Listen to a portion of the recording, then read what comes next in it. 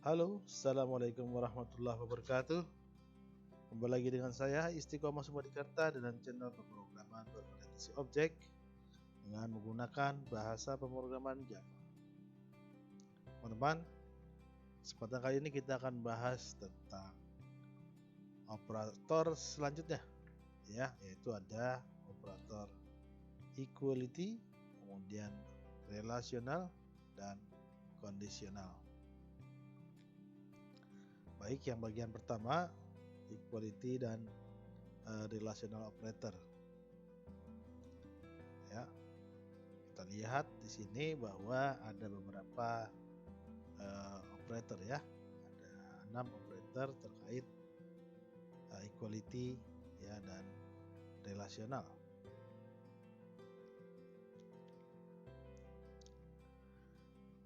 Operator ini digunakan untuk menentukan apakah suatu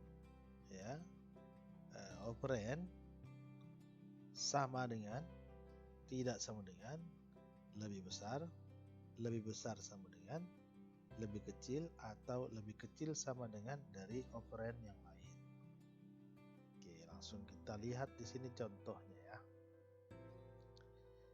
Baik, kita punya dua nilai di sini ya.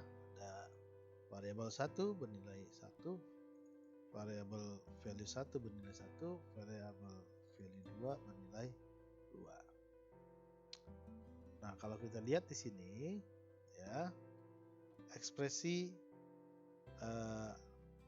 yang ada di sini adalah value 1 equal value 2.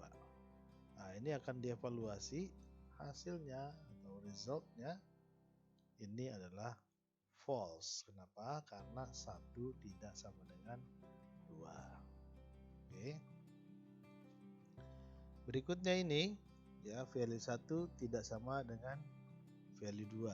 Ini hasil evaluasinya adalah true ya, karena 1 memang tidak sama dengan 2. Kemudian yang berikutnya, value 1 lebih besar dari value 2. Ini akan dievaluasi hasilnya false. Ya, 1 seharusnya lebih besar dari 2. Berikutnya, value 1 lebih kecil dari value 2. Nah, ini dievaluasi hasilnya adalah true karena 1 lebih kecil dari 2. Kemudian value 1 lebih kecil sama dengan 2, ini juga bernilai true ya, karena value 1 nilainya 1 lebih kecil ya dari 2. Nah, baik ya. Saya rasa ini cukup mudah ya, ada 6 operator ya untuk melihat equality dan relasional ya. Equal, not equal, greater than or equal to, less than or equal to. Lanjut ke conditional operators. Conditional operators ya, di sini ada and ya, dan or. Oke, kita lihat contohnya di sini.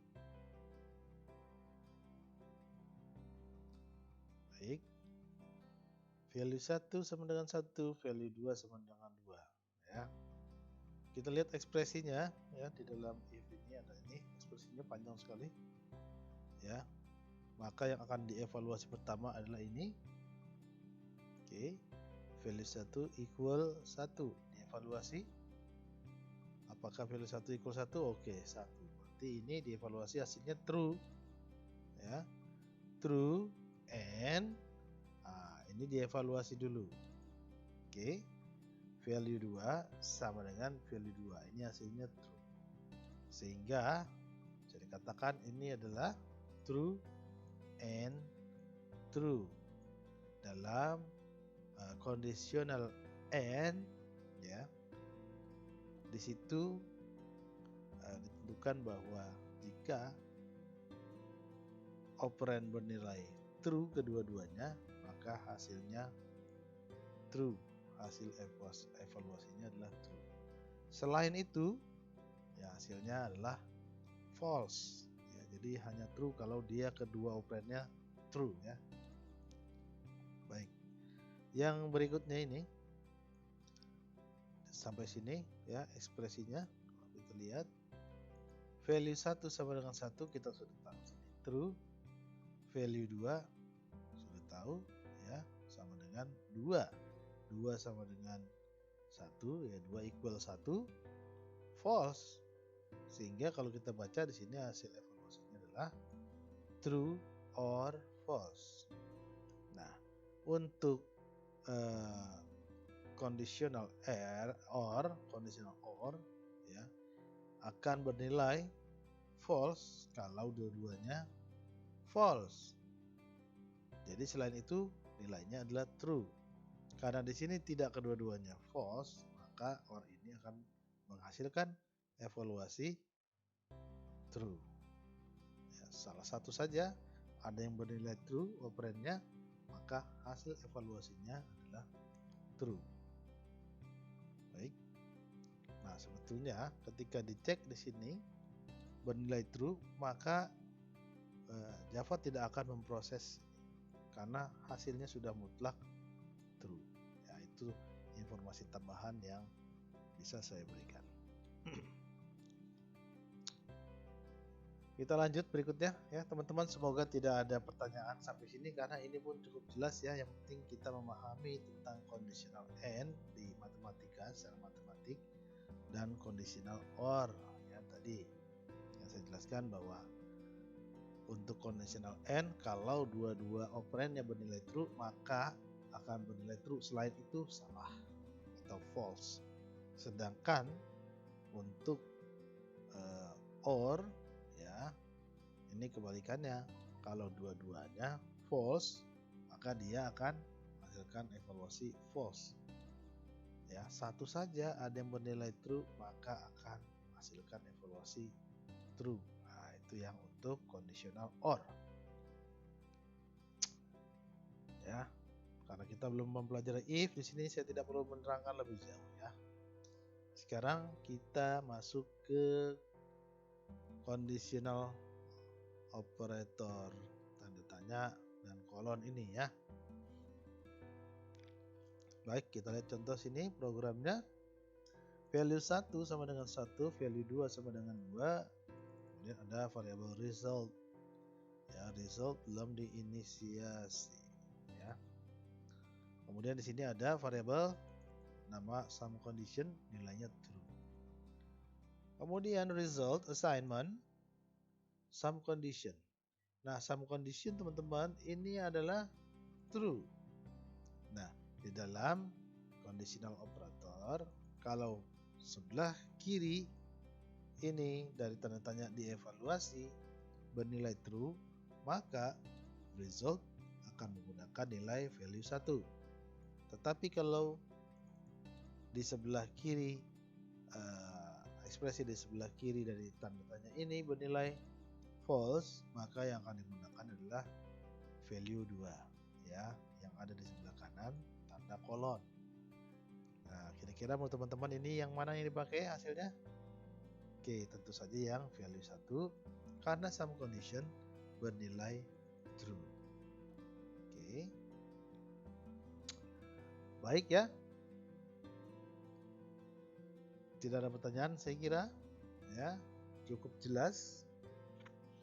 Jadi sum condition ini harus bertipe boolean ya teman-teman ya. Oke, harus ekspresinya hasil evaluasinya bisa dianggap true atau false ya. Baik, kita lanjut ke the type comparison operator instance of ya, instance of.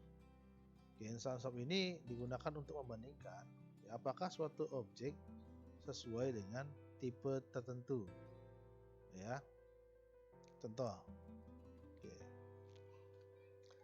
Objek pertama merupakan instan dari kelas parent. Objek kedua merupakan instan dari kelas child. Oke. Nah, kalau dites di sini yang pertama ya, obj1 instance of parent. Ya, harusnya ini bernilai true ya. Kita lihat hasilnya. Oke, ini true ya. Kemudian obj1 instance of child. Obj1 instance of child. Hasilnya adalah false. Oke, kemudian obj1 instance of my interface. Where is my interface? My interface ada di mana? Oke, di sini ya. Ada class, child, extend, parent, implement, my interface. Jadi parent ini merupakan kelas dari child ini ya, merupakan anak dari si parent. Child ini mengimplement interface. Oke. Nah, jadi sudah pasti hasilnya ini adalah false ya. Obj2 instance of parent, apakah dia merupakan instance of parent? Kita lihat ya, ini anaknya si parent ya, extend parent. Hasilnya true ya, instance of parent true ya, karena child merupakan keturunan dari si parent tadi ya. Kemudian obj2 instance of child absolutely true ya. Kemudian apakah obj2 instance of my interface? Kita cek dulu ya, hasilnya true juga. Nah, ini karakteristik dengan beberapa kondisi dari operator instance of ya, untuk menjanjikan suatu objek apakah merupakan instance ya, dari suatu kelas ya. Nah, sedikit saya jelaskan di sini ya, mungkin teman-teman bingung apa sih kelas atau objek. Jadi kelas itu adalah blueprint ya, atau definisi yang diberikan untuk dapat digunakan dalam bentuk instance ya. Kelas yang diinstansasi ya akan menjadi objek di dalam pemrograman komputer ya. Jadi kalau kita lihat di sini ya, parent adalah kelas, obj1 ya bertipe parent, reference parent, sedangkan new parent di sini adalah untuk mengenerate ya objek dari kelas parent. Oke. Jadi di sini obj2 juga parent tipenya, tapi dia menggunakan objek construct dari kelas child. Kelas child ini adalah turunan dari kelas parent itu sendiri. Demikian teman-teman ya, tetap semangat dalam mempelajari bahasa pemrograman ya, persering latihan, semoga bermanfaat. Saya akhiri, assalamualaikum warahmatullahi wabarakatuh.